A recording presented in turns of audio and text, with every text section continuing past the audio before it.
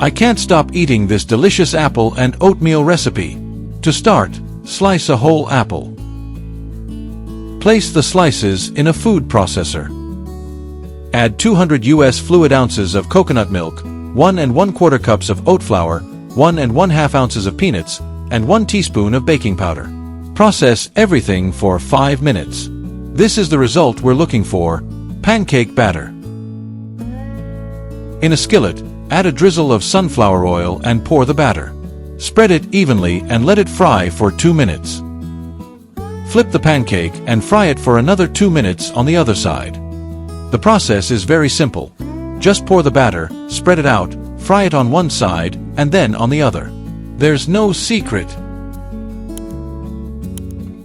And there you have it, our apple and oatmeal pancake is ready.